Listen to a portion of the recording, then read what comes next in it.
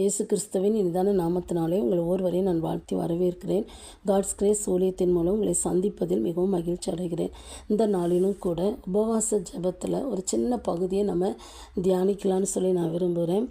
உபவாசித்து ஜெபித்தால் தான் தேவன் கேட்பார் என்று அல்ல. கிறிஸ்தவ வாழ்க்கையில் உபவாச ஜெபம் ரொம்ப அவசியமானது. ஏன் அப்படின்னா, நம்ம சில காரியங்களுக்கு உபவாசித்து ஜெபிக்கணும்னு சொல்லி இயேசு கிறிஸ்துவே நமக்கு என்ன செஞ்சுருக்கிறாரு, கற்றுக் கொடுத்துருக்கிறாரு. ஒரு இடத்துல பார்த்தீங்கன்னா, இவ்வகை பிசாசு ஜெபத்தினாலும் உபவாசத்தினாலும் அன்றி எவ்விதத்திலும் புறப்பட்டு போகாதுன்னு சொல்லி இயேசுவே அன்றைக்கி சீஷர்களிடத்தில் என்ன செய்கிறோம் சொல்கிறத பார்க்குறோம். நம்முடைய வாழ்க்கையில் நம்ம குடும்பத்துக்காக வாரத்துக்கு ஒரு முறை என்ன செய்யணும், ஒரு நாள் என்ன செய்யலாம், ஒரு நேரமாவது ஆகாரத்தை ஒதுக்கி நம்ம என்ன செய்யணும், ஜெபிக்கணும். ஒருல பகலில் நமக்கு வேலையாக இருந்துச்சுன்னா இரவில் மட்டுமாவது ஒரு நேரம் என்ன செய்யலாம், ஆகாரத்தை ஒதுக்கி நம்ம அன்றைக்கி தெய்வ சமூகத்தில் காத்திருந்து அந்த எந்த பிரச்சனைக்காக நம்ம ஜெபிக்கணுமோ அதற்காக நம்ம என்ன செய்யணும், குடும்பத்துக்காக நம்ம ஜெபிக்கிறவங்களா நம்ம என்ன செய்யணும், காணப்படணும். அப்படி ஜெபிக்கும்போது நம்ம குடும்பத்தை ஆண்டவர் பாதுகாப்பார், ஆசீர்வதிக்கிற ஆண்டவராக என்ன செய்கிறாரு இருக்கிறாரு. அது மட்டும் இல்லை, ஊழியம் செய்கிறவராக இருந்தால் அந்த ஊழியத்திற்காக நீங்கள் கண்டிப்பாக என்ன செய்யணும், ஜெபிக்கிறவங்களா என்ன செய்யணும், காணப்படணும். வேதத்தில் ஏசாயா 58 அதிகாரத்தை நீங்கள் வாசித்து பார்த்தீங்கன்னா, அதில் உபவாசத்தை குறித்து, உபவாசத்தின் மேன்மையை குறித்து அதில் என்ன செஞ்சுருக்கு, சொல்லப்பட்டிருக்கிறது. எப்படி உபவாசிக்க வேண்டும் அப்படின்னு சொல்லி 6-7 வசனத்தை நீங்கள் வாசிக்கும்போது சொல்லப்பட்டிருக்கிறது. எப்படி உபவாசிக்க கூடாதுன்னு சொல்லி என்ன செஞ்சிருக்கு, 3-4 வசனத்தை நீங்கள் வாசிக்கும்போது சொல்லப்பட்டிருக்கிறது. ஒரு குறிப்பிட்ட காரியத்துக்காக தேவ சமூகத்தில் நம்ம காத்திருந்து ஜெபிக்கும்போது தேவன் அந்த காரியத்தில் கிரியை செய்வதை நீங்கள் என்ன செய்ய முடியும், பார்க்க முடியும். டேவிட் பிரைனாடுன்னு சொல்லி ஒரு தேவனுடைய மனுஷன், அந்த மனிதனுடைய வாழ்க்கையில் அவர் செவ்விந்திய மக்கள் மத்தியில் ஆண்டோடைய ஊழியத்தை செய்தார். கடின இருதயம் கொண்ட அந்த மனிதர்கள், அவர்கள் மத்தியில் லேசில் யாரும் என்ன செய்ய முடியாது, போய் செய்ய முடியாது. போகிற மனிதர்களையே அவர்கள் கொண்டு என்ன செஞ்சிருவாங்க, சாப்பிடுகிற மனிதர்களாக இருந்தார்கள். ஆனால் அந்த இடத்துல அந்த டேவிட் பிரைனாட் அந்த ஜனங்களுக்காக தன்னை அர்ப்பணித்து அவர் போனார். அவர் போகிறதுக்கு முன்பதாக அவர் தெய்வ சமூகத்தில் உபவாசித்து ஜெபித்து அந்த ஜனங்களுக்கு சுவிசேஷத்தை அறிவித்து அந்த கடின இருதயம் கொண்ட மக்களை ஆண்டவருக்குள்ளே என்ன செஞ்சார், நடத்தினார். இவர் மூலம் அந்த செவ்விந்திய மக்கள் ஆண்டவர் என்ன செஞ்சாங்க, ஏற்றுக்கொண்டாங்க. அதுக்கு காரணம் அவருடைய வாழ்க்கையில் ஜெபம். அநேக நாட்கள் என்ன செஞ்சார், உபவாசத்திலேயே அவர் கழித்ததாக அந்த புஸ்தகத்தில் எழுதப்பட்டிருக்கிறது. நீங்கள் பார்த்தீங்கன்னா வேதத்தில் கூட நிறைய பரிசுத்தவான்களுடைய வாழ்க்கையில் உபவாசித்து ஜெபித்திருக்கிறாங்க. ஆனால் ஒரே ஒரு காரியத்தை மட்டும் நாம் பார்க்கலாம். எஸ்தரின் புஸ்தகத்தை நீங்கள் எடுத்துக்கிட்டிங்கன்னா அதில் எஸ்தர் ராஜாத்தி என்ன செய்கிறா, அதில் உபவாசித்து ஜெபிக்கிறார். தாதிமாரோட 3 நாட்கள் உபவாசித்து ஜெபிக்கிறார். அன்றைக்கி யூதர்களுக்கு வந்த அந்த பிரச்சனை, ஆபத்து அந்த ஜெபத்தின் மூலம் என்ன செஞ்சிருது, மாறி போகிறத பார்க்கலாம். அவன் நினச்சிருக்கலாம், நான் ஒரு அகாஸ்வேர் ராஜாவுடைய மனைவி, இந்த பிரச்சனையை நானே பேசி என்ன செஞ்சிடலாம், சரிப்படுத்தணும் அப்படின்னு சொல்லி அவள் பேசலை, சண்டை போடலை.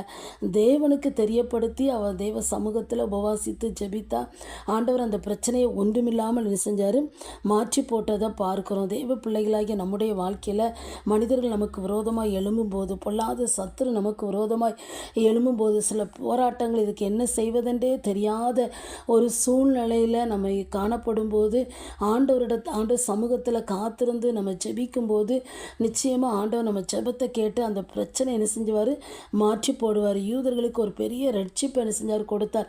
அந்த நாள் ஒரு பண்டிகை நாள் ஆண்டவர் மாற்றி கொடுத்தார். அதே மாதிரி நம்ம வாழ்க்கையில் இருக்கிற பிரச்சனை ஒன்றுமில்லாமல் ஆண்டவரால் என்ன செய்ய முடியும், மாற்ற முடியும். ஒரு முறை இயேசுடிக்கிறார் ஊழியத்தில் நான் ஊழியம் செய்த அந்த நாட்களில் நாங்கள் ஃப்ரைடே தோறும் ஹாஸ்பிட்டலில்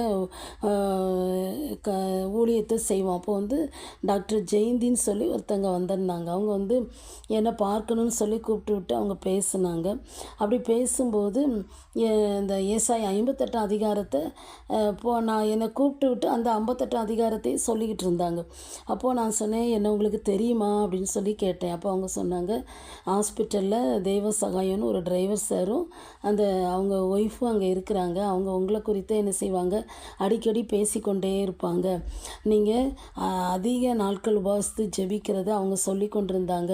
அதான் இந்த ஏசாயா 58 வாசித்து நீங்கள் எப்படி உபவாசிக்கணுங்கிறத தெரிந்து கொள்ளுங்கன்னு சொல்லி என்கிட்ட இப்படி ரொம்ப என்ன செய்யக்கூடாது, உபவாசித்து ஜெபிக்கக்கூடாது அப்படின்னு சொல்லி என் கூட என்ன செஞ்சாங்க, அதை குறித்து பேசினாங்க. அதற்கப்புறம் என் கூட அவங்க நல்லா ஃப்ரெண்ட்லியாக என்ன செஞ்சாங்க, பழக ஆரம்பித்தாங்க. ஒருவேளை ஒருவேளை நம்ம பெற்றோர் சொல்லலாம், நம்மளை நேசிக்கிறவங்க சொல்லலாம். ஆனால் தேவ சமூகத்தில் அப்படி ஜெபிக்கும்போது என்னுடைய வாழ்க்கையில் அதிக நாட்கள் 40 நாட்கள், ஏன்னா நான் ஒரு ஜெப ஊழியத்தில் இருந்தனால எனக்கு ஜெபிப்பதற்கு நல்ல வசதியாகவும் இருந்தனால அதிக நாட்கள் உபவாசத்தில் நான் கழித்ததுண்டு.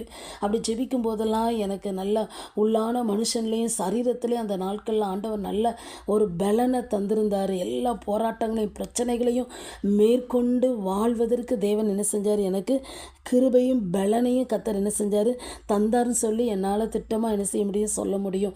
நம்முடைய வாழ்க்கையில் உபவாச ஜெபத்தின் முக்கியத்துவத்தை அறிந்து நம்ம ஜெபிக்கும்போது நிச்சயமாக ஆண்டவர் நம்மளை என்ன செய்வார், ஆசீர்வதிக்கிறவராக இருக்கிறார். இந்த வார்த்தையை கேட்குற நீங்கள் யாரானாலும் சரி, ஆண்டவர் உங்களோட தான் பேசுகிறாரு.